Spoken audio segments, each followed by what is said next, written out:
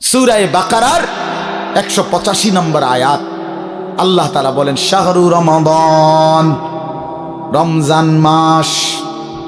এই যে রমজান এতটা দামি যে মহান আল্লাহ পাক রব্বুল আলামিন নিজে উল্লেখ করছেন, নিজে শাহরু রমাদান, রমজান মাস। আচ্ছা, এই রমজান মাস এটা কোরআনের শব্দ। অতএব আপনারা ভাবেন, একজন হলেও বুঝবেন, আপনারা ভেবে দেখেন এটা পৃথিবীতে উচ্চারিত হয় রমজান মাস কতবার, কতদিন? সারা বছর। সারা বছর এই শব্দ উচ্চারিত, কারণ সারা বছর আল্লাহর কোরআন আল্লাহর জমিনে কোথাও না কোথাও তেলাওয়াত হইতেছে। তাহলে এটা যেহেতু কোরআনের শব্দ শাহরু রমাদান, এই জন্য রমজান মাস এই কথার যেন উচ্চারণ সারা বছর হয়। সুবহান, সারা বছর যেন আল্লাহর জমিনে উচ্চারিত হয় যে বান্দা, একটা মাস আছে বড় দামি মাস, সেটা রমজান মাস, সেটা রমজান মাস। আল্লাহ বলেন, এবার নিজে আল্লাহ বলতেছেন, শোনো বান্দা, আমি নিজেই এই মাসের পরিচয় দেই। আমি যদি জিজ্ঞেস করি রমজান মাস কোন মাস, তো আল্লাহ বলেন আমি পরিচয় দিচ্ছি, শোনো, আল্লাযী উনজিলা ফীহিল কোরআন, এটা সেই মাস যে মাসে আমি আল্লাহ কোরআন নাজিল করেছি। কোরআন নাজিল হয়েছে যেই মাস, সেই মাসের নাম রমজান মাস। এই কারণে রমজান এত দামি। রমজানের আমার শায়েখ আল্লামা মুফতি মুশতাকুন নবী সাহেব বলে, রমজানের প্রতি ঘন্টা, মিনিট, সেকেন্ড, এক একটা মুহূর্ত যেন হীরামণি মুক্তার মতো, হীরামণি মুক্তার মতো। আল্লাহ তাআলা এমন ভাবে এটাকে, যেমন এই প্যান্ডেলটা আপনারা আলাদাভাবে সুন্দর করে চারদিকে কি চমৎকার করে সাজাইছেন, চারিদিকে এটাকে সুন্দর করে একটা সাজানো প্যান্ডেল। রমজানকে যেন আল্লাহ তাআলা এভাবে সাজাইছেন, আল্লাহ নিজের হাতে রমজান সাজাইছেন। আল্লাহ বলে, বান্দা শোনো, আমি রমজানকে কেমনে সাজাইলাম। 1, পুরা মাস রোজা। 2, প্রতিদিন ইফতার। 3, প্রতিদিন সাহারি। 4, প্রতিদিন 20 রাকাত তারাবি। 5, শেষ দশকে এতেকাফ। 6, শেষ দশকের বেজর রাত্রিতে শবে কদর। এরপরে 7, একটা নফল একটা ফরজের সমান। 8, একটা ফরজ 70টা ফরজের সমান। 9, প্রথম দশক রহমত। 10, মাঝখানের দশক মাগফিরাত। 11, শেষ দশক জাহান্নাম থেকে মুক্তি। আল্লাহ বলেন, জান্নাতের দরজা খুলে দিলাম, জাহান্নামের দরজা বন্ধ করে দিলাম, সমস্ত শয়তানগুলোকে শেকলে বন্দী করে দিলাম, চারিদিক দিয়া গোলাইয়া সব গুছাইয়া বান্দা, রাস্তা কেবল একটাই খোলা, দরজা কেবল একটাই খোলা। পুরা রমজান রাতে আসো, দিনে আসো, দুপুরে আসো, শুধু আমার গোলামি করবা, গুনাহ ছেড়ে দিবা, আর একটা দরজা দিয়েই সবাই ঢুকবা, শুধুই জান্নাত, শুধুই জান্নাত, শুধুই জান্নাত, শুধুই জান্নাত। কারণ দরজা তো খোলা একটাই, জান্নাতের দরজা, জাহান্নামের দরজা বন্ধ। এই মাসে আমি কোনো দিকে দেব না, শুধু জান্নাত দেব, শুধু জান্নাত, শুধু জান্নাত। এজন্য বাপ, মহান আল্লাহ পাক রব্বুল আলামিন বলছেন, রমজান আমি কোরআন নাজিলের মাস। আমার শায়েখ বলে, আল্লামা মুফতি মুশতাকুন নবী সাহেব বড় সুন্দর বলছে হুজুরে, যে শুনেন, আল্লাহ তাআলা রমজানকে বলছেন কোরআন নাজিলের মাস, এজন্য দামি বানায় দিছেন রমজান। একটাবার চিন্তা করে দেখেন, প্রত্যেক রমজানে কোরআন নাজিল হয় না, রমজান নির্দিষ্ট একটি রমজানে না কোরআন নাজিল হয়েছে, কথা বুঝছেন না? কিন্তু ওই এক মাসে কোরআন নাজিল হয়েছে দেখা আল্লাহর এই জমিনে যতবার এই মাস ঘুরে ঘুরে আসতেছে 1450 বছর ধরে, প্রত্যেকবারই এই মাস দামি হয়ে যাচ্ছে। একটি রাতে শবে কদর কোরআন নাজিল হয়েছে, ফলে যতবার এই রাতটা ঘুরে ঘুরে আসে, প্রত্যেক বছরই এই রাত দামি হয়ে যাচ্ছে। অতএব কোরআনুল কারীম এক রাত্রিতে নাজিল হইছে, এজন্য প্রত্যেকবারই ওই রাত্রি দামি। একটি মাসে নাজিল হইছে, এজন্য প্রত্যেক বছর ওই মাসটা দামি। এজন্য যে ইমানদার কোরআনকে বুকে আগলায় নিছে, কোরআনকে নিজের জীবনে গ্রহণ করে নিছে, রমজানকে আপন করে নিছে, খোদার কসম রব্বে কারীম তাকেও সারা বছর সারা জিন্দেগি দামি বানায় দিছে, দামি বানায় দিছে। এজন্য রমজান মাসের নাম কি? রমজান।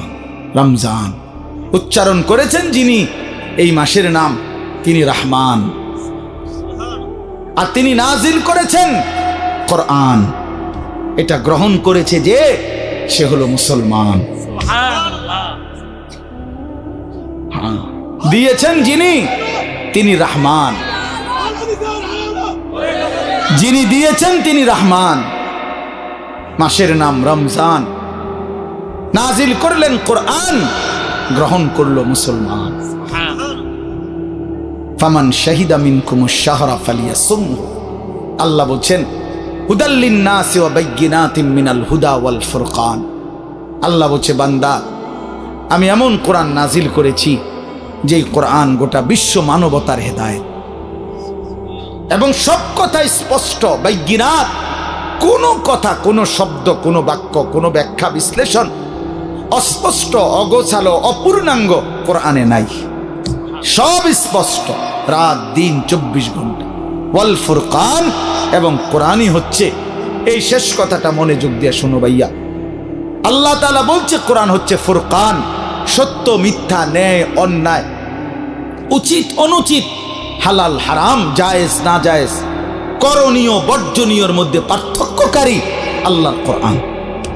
এজন্য ভাইয়া বাপ বিশ্বাস করেন, ছেলেরা বাপ তোমাদেরকে বলি ভাইয়া, আল্লাহর কোরআনের জ্ঞান যার নাই, কোরআন যার বুকে নাই, কোরআন যার হাতে নাই, কোরআন যার জবানে নাই, কোরআন যার জিন্দিগিতে নাই, কোরআন যে গ্রহণ করে নাই, আল্লাহর কসম, রব্বে কাবার কসম, সে হালাল হারাম, বৈধ অবৈধ, ন্যায় অন্যায় সে বুঝতে পারে নাই, খুঁজে পায় নাই, তালাশ করে পায়নি।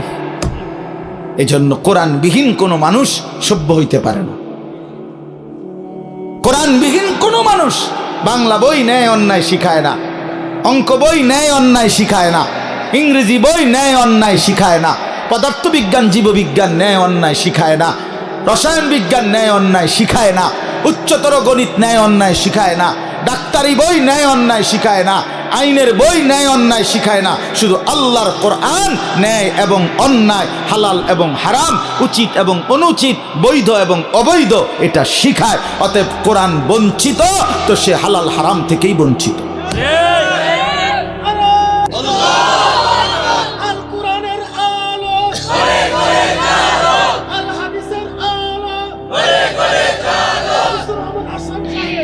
অতএব এটা ফিকির করা চাই, এটা পার্থক্যকারী জ্ঞান।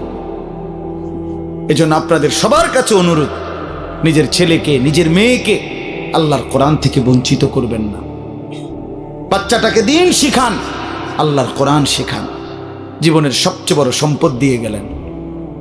কোরআন আজীবন মানুষকে দামি বানায়, কোরআন জান্নাতেও দামি বানাবে। সর্বশেষ কথা হলো ফামান শাহিদা মিনকুমুশ শাহরা ফালিয়াসুমহু। আল্লাহ বলছে অতএব এত বড় ফজিলতপূর্ণ রমজান মাস যদি তোমার জন্য মিলে, আল্লাহ নিজে কি মজা করে আল্লাহ বলছে বান্দা যদি রমজান পর্যন্ত তুমি পৌঁছো, তোমার জীবনে যদি রমজান মিলে, তুমি যদি হায়াত পাও, তো আমি আল্লাহ বলতেছি তুমি রোজা রাখো, তুমি রোজা নে, আমার হুকুম মাইনো, তুমি গুনাহ ছেড়ে দিও, তুমি আমার বন্দিগি একটা মাস কইরো।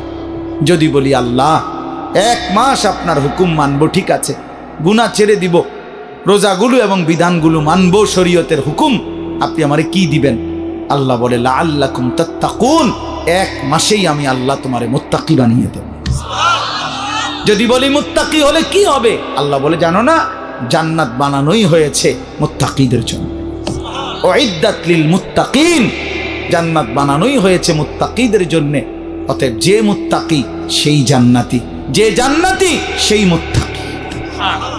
আমার কিশোর, আমার নওজোয়ান, আমার বাপ, আমার ভাই, আমার বন্ধু, আমার পর্দার আড়ালের মা বোন, সবাইকে বলি হায়াতের কদর করেন, জিন্দেগির কদর করেন। আপনাদের এই একটা মাহফিল খুব সম্ভব, বারবার আমি আসি, ওই কবির ভাই এইসা প্রেশার তার, এই এক মহব্বতের মানুষের কাছে আমি বারবার হেরে যাই, যার কারণে, তার খুব বেশি ভালোবাসার কারণে এই মাহফিলটা কোনো না কোনোভাবে মিলাইতে হয়। তা আল্লাহর দয়া আজকেও আসা হইছে। আমি সবার কাছে অনুরোধ করছি, আমাদের মাওলানা সানাউল্লাহ বয়ান করবে, আসছে ও, মাশাআল্লাহ, ও অনেক সুন্দর বয়ান করে, মাশাআল্লাহ। তো সে বয়ান করবে, দোয়া করবে। আমি দিল থেকে আপনাদের জন্য দোয়া করি, আল্লাহ তাআলা আপনাদের সবাইকে ঈমান আমলের জিন্দেগি দান করেন। আমার নওজোয়ান ভাই, তোমরা নষ্ট হইও না, চরিত্রহীন হইও না। মোবাইল, নারী, ছবি, এই জেনা, ব্যভিচার, মদ, জুয়ার আড্ডা থেকে ছোট ভাইয়া আল্লাহকে রাজি করো, হালালের উপরে চলো। ইনশাআল্লাহ দেখবা আগামী দিনে তোমরা ইমাম মাহদির পক্ষে লড়তে পারবা, তোমরা দাজ্জালের বিরুদ্ধে লড়তে পারবা। আগামীর ইসলামের পতাকা তোমাদের হাতে উড়বে ইনশাআল্লাহ, কালেমার পতাকা উড়বে ইনশাআল্লাহ। অতএব নওজোয়ান, হাল ছাইরো না, চরিত্রহীন হইও না, আল্লাহকে রাজি করো, সেজদা করো। ইনশাআল্লাহ গোটা দেশ, গোটা মহল্লাবাসী তোমার মহব্বত করবে, রব্বে কারীমও তোমাকে আদর করবে। আল্লাহ আমাদের ছেলেদেরকে মাফ করে দেন, কবুল করেন। হাদিসের মধ্যে আছে, আল্লাহর নবী সাল্লাল্লাহু আলাইহি ওয়াসাল্লাম বলছেন, আল কাইয়িসু মান দানা নাফসাহু ওয়া আমিলা লিমা বা'দাল মাউত। নবীজি বলেন, বুদ্ধিমান সে যে নিজের হিসাব করে এবং মৃত্যু পরবর্তীর জন্য আমল করে। অর্থাৎ প্রতিনিয়ত যে নিজের জিন্দেগির হিসাব রাখে, আজ আমার আখিরাতের অর্জন কেমন, আজ আমার দুনিয়ার প্রয়োজন পূরণ হলো কদ্দুর, আজ আমার আখিরাতের জন্য পুঁজি সংগ্রহ হলো কদ্দুর। এতটুকু বিবেক, অনুভূতি, বিচার বিশ্লেষণ যার নাই, তো সে বোকা, নির্বোধ, আহাম্মক। কোরআনুল কারীমের মধ্যে আল্লাহ তাআলা বলছেন, ওয়াল তানজুর নাফসুম মা কদ্দামাত লিগাদ। প্রত্যেকটা ইমানদারকে আল্লাহ তাআলা বলছেন, ইমানদার তুমি লক্ষ্য করো, হিসাব করো, আজকের দুনিয়া থেকে আগামীকালকের আখিরাতের জন্য তুমি কি পাঠিয়েছ, এটা হিসাব করো। তোমার হিসাব যদি তুমি না করো, কে করবে? নিজের ভালো, নিজের ভাবনা, নিজের বুঝ যদি কারো না বুঝে আসে, কে ভাববে? কে ভাববে? আমাকে নিয়ে ভাববে কে? এই পৃথিবীর সবাই তো ব্যস্ত, সবাই সবার জায়গায় কিছু না কিছু কম বেশি, দরকারি বেদরকারি, প্রয়োজনীয় অপ্রয়োজনীয় কোনো না কোনো কাজে ব্যস্ত। সময় ঠিকই যাচ্ছে, হয় ঘুমে, নয় অবহেলায়, নয় অলসতায়, নয় পরিশ্রমে, একটা না একটা কিছু কইরা সময় তো চলে যাচ্ছে। কার হিসাব কে নিবে? কার জিন্দেগির খবর কে রাখবে? এজন্য বলে যে হাসিবু ক্বাবলা আন তুহাসাবু। আল্লাহ পাক তোমার হিসাব নেওয়ার আগে তুমি নিজের হিসাব নাও, তুমি নিজের হিসাব নাও। এজন্য মনোযোগ জরুরি, মনোযোগ জরুরি। আন্তরিকতা নিয়ে শুনলে ধীরে ধীরে বিবেক জাগে। একদিনে মানুষ বদলায় না, কিন্তু ধীরে ধীরে শুনতে শুনতে একটা সময় জিন্দেগি বদলায়। একটা পাথরের উপরেও যদি ধারাবাহিক পানি পড়ে, বৃষ্টির ফোঁটা, একটা সময় এই শক্ত পাথরের মধ্যে একটু ছিদ্র হয়ে যায়, ডাইবা যায়। তাইলে আল্লাহর কোরআন, আল্লাহর কথা, আল্লাহর কালাম আমাদের জন্য, নওজোয়ান ভাই, কিশোর ছেলে, তোমাদের জন্য বাবা, সব সময়ই যদি আল্লাহর কথাকে প্রত্যাখ্যান করো, শুনবা কখন? কোনো সময়ই যদি কোরআন তোমার গায়ে না লাগে, তোমার বিবেকে না লাগে, তো শুনবা কখন ভাই? আল্লাহর কোরআন কি কখনোই তোমার জন্য আগ্রহের বস্তু হবে না? কোনো সময় মনোযোগ আসবে না? কোরআন শরীফে আছে, ফাবি আইয়ি হাদিসিন বাদাহু ইউমিনুন। আল্লাহ বলে, বান্দা, কোরআনের চাইতে দামি আর কোন কথা বললে তুমি বিশ্বাস করতে? বলো, এর চাইতে দামি আর কি বলতাম আমি আল্লাহ? আমি আল্লাহ বলেছি, সর্বশ্রেষ্ঠ ফেরেশতা জিব্রাইলের মাধ্যমে পাঠিয়েছি, সর্বশ্রেষ্ঠ রাসূল আমার প্রিয় বন্ধুর কাছে পাঠিয়েছি। 23 বছর আমি আল্লাহ বলছি, 30 পারা কোরআন নাজিল করেছি। এরপরে আর কি বলতাম? আমি কিভাবে বলতাম? এর চাইতে দামি, এর চাইতে শ্রেষ্ঠ আর কোন কথা বললে তুমি মেনে নিতে? কোরআন শরীফে আল্লাহ জানতে চাইছে আমাদের কাছে। এই জন্য দোস্ত, এই জন্য বাপ, খুব লম্বা বয়ান করার মতো সময় সুযোগ আমার কাছে নাই। আমি প্রথম অনুরোধ করলাম, মনোযোগ থাকা দরকার। আমার বয়ান হোক আর যার বয়ানই হোক, নিজ মহল্লার ইমাম সাহেবের বয়ান হোক আর একেবারে চাঁদের দেশের হুজুর হোক, যে মনোযোগী হয় তার জিন্দেগি বদলায়। মনোযোগী না হলে গাফেল, তো আপনার জন্য কাবা শরীফের ইমাম আনলেই কি, আপনার জন্য মদিনার মসজিদে নববীর ইমাম সাহেব আনলেই কি, আপনার তো সিদ্ধান্ত পরিবর্তন হবেন না। তাইলে পৃথিবীর সবচেয়ে বড় হুজুর আনলেই কি হবে আর না হবে? যে সিদ্ধান্তই নিছে যে আমি ফজরের নামাজ পড়ব না, তো তার জন্য হুজুর বদলাই লাভ কি? যে সিদ্ধান্তই নিছে আমি হালাল খাবো না, আমি সুদ কিস্তি এটা ছাড়বো না, এটা আমার সিদ্ধান্ত, তাইলে তার জন্য হুজুর বদলাইয়া লাভ কি? বড় থেকে বড় হুজুর এনে লাভ কি ভাইয়া, যদি আমার দিল উল্টানো থাকে? এই যে হাদিসের মধ্যে আছে, আল্লাহ ভাই বুট খায়ও না, বুট খায়ও, মনোযোগ দাও। ছেলেরা আমি আবারও বলছি ভাইয়া, পরস্পর কথা বলো না, ফালতু অভ্যাস ছাড়তে না পারলে তুমি উঠে যাও, আমার কোনো মানা নাই, আমি কথাই বলবো অল্প একটু।